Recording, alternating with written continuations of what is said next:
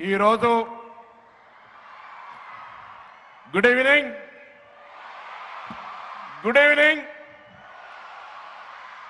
ఈరోజు ఒక చారిత్రాత్మకమైనటువంటి దినం. తెలంగాణ రాజధాని హైదరాబాద్లో నట నడవ నడిబొట్టున అన్నట్టుగా మనందరికీ స్ఫూర్తిదాత అయినటువంటి జ్యోతిబా పూలే సావిత్రిబాయి పూలే విగ్రహావిష్కరణ చేసినటువంటి గౌరవ ముఖ్యమంత్రి గారికి, ఉప ముఖ్యమంత్రి గారికి, పిసిసి అధ్యక్షునికి, మంత్రులకు, వేదిక మీద ఉన్న ఎంపీలకు, ఎమ్మెల్యేలకు, బీసీ నాయకులకు, కార్పొరేషన్ చైర్మన్లకు ఒక్కసారి గట్టిగా చప్పట్లతో ధన్యవాదాలు తెలియాల్సిందే సందర్భంగా కోరుతా ఉన్నా. ఈరోజు మహాత్మా జ్యోతిబా పూలే పేరు వింటేనే, సావిత్రిబాయి పూలే పేరు వింటేనే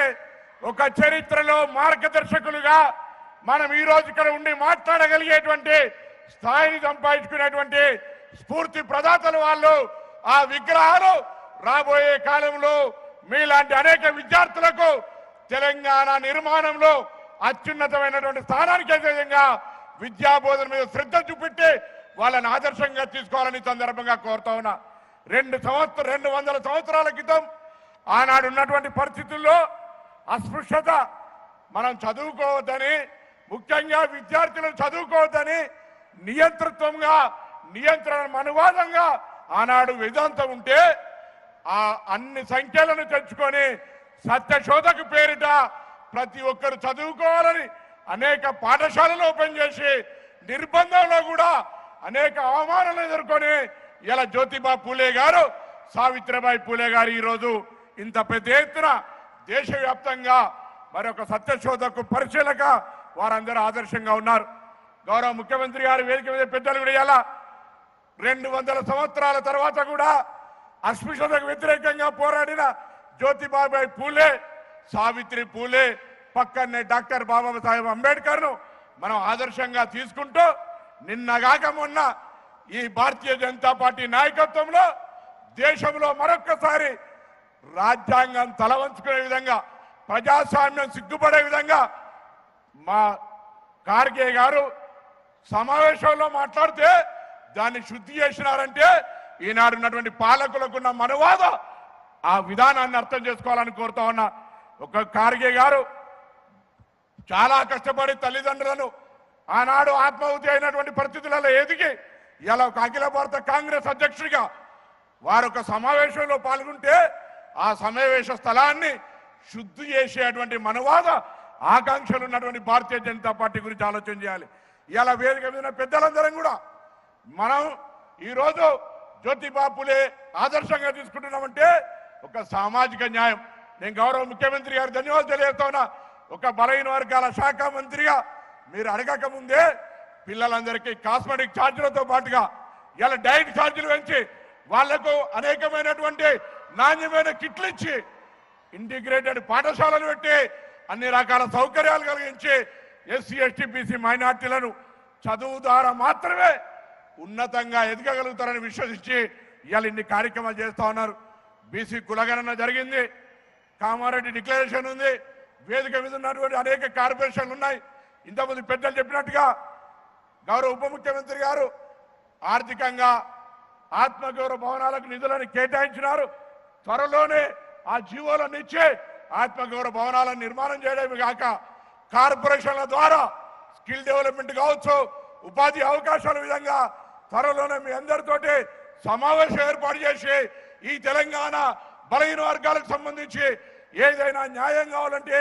అడగగలిగేటువంటి కాంగ్రెస్ పార్టీ ప్రజాస్వామ్యం వేరే పార్టీల్లో బలహీన వర్గాల గొంతు కూడా ఇప్పేటువంటి అవకాశం లేని నియంతృత్వ పార్టీలు ఉన్నప్పటికీ కాంగ్రెస్ పార్టీలో బలహీన వర్గాలకు సంబంధించి న్యాయం జరగాలంటే అడగగలిగేటువంటి బలహీన వర్గాల నాయకత్వం ఐక్యంగా అటు కేశవరావు గారు, ఇటు హనుమంతరావు గారు, అటు నవీన్ యాదవ్, అనిల్ యాదవ్, అంజన్ యాదవ్, ఇటు నాగేందర్ గారు అందరం కూడా ఈరోజు వాకిటి శ్రీహరి గారు, కొండ సురేఖ గారు, మహేష్ గౌడ్ గారు, ప్రతి ఒక్కరం కూడా ప్రకాష్ గౌడ్ గారు, శంకర్ వీర్లపల్లి గారు, మక్కల్ సింగ్ గారు, ఆది శ్రీనివాస్ గారు అందరం కూడా ఇలా తెలంగాణ బలహీన వర్గాలకు న్యాయం జరగాలనేటువంటి సంకల్పంతో గౌరవ ముఖ్యమంత్రి గారిని, ఉప ముఖ్యమంత్రి గారిని ఎప్పుడు కలిసినా బలహీన వర్గాల సంక్షేమానికి ఎటువంటి కార్యక్రమాలు తీసుకున్నా ముందుకు పోయే విధంగా సహాయ సహకారాలు ఇస్తున్న వారికి ధన్యవాదాలు తెలియజేస్తూ, ఇంకా మనం ఏదైతే కామారెడ్డి డిక్లరేషన్లు పెట్టామో ఆర్థిక భారం లేనటువంటి అన్ని కూడా కొంత జీవోల ద్వారా అమలు చేసే అవకాశం ఉంది కాబట్టి చేయాలని వాళ్ళందరూ కూడా రేపు పొద్దున బీసీ మంత్రిగా ఏమైంది అనేటువంటి పరిస్థితులు ఉంటాయి కాబట్టి ఆల్రెడీ ప్రభుత్వంలో చర్చ చేస్తూ ఉన్నాం, ఒకటికొకటి అన్నీ అమలు చేస్తూ ఉన్నాం కాబట్టి తప్పకుండా చేస్తామనే మాట కూడా ప్రభుత్వం తరఫున విశ్వాసం చెప్తూ మరొక్కసారి జ్యోతిబాయి పూలే సావిత్రిబాయి పూలే యొక్క ఆలోచన విధానం ఉన్నతంగా ఎదగడానికి చదువే మూల కారణం కాబట్టి ఆ చదువుకునేటువంటి కన్నటువంటి నా సోదరిమణులు వారిని ఆదర్శంగా తీసుకొని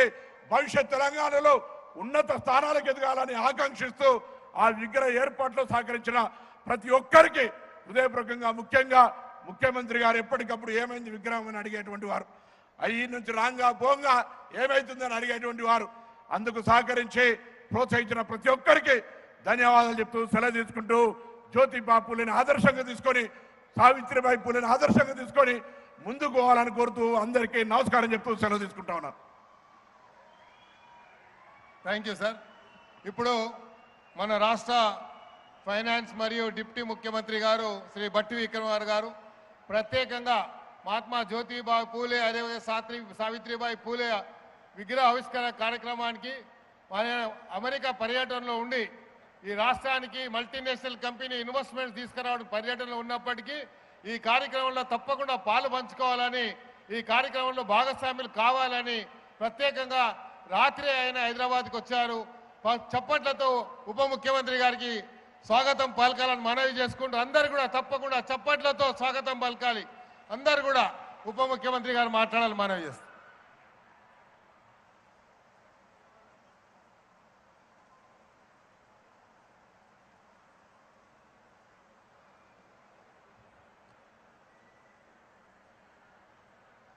సభాధ్యక్షులు గౌరవ శాసనసభ్యులు శ్రీ నాగేందర్ గారికి, ఈరోజు మనమందరం స్ఫూర్తిగా తీసుకునేటువంటి జ్యోతిరావు పూలే గారు,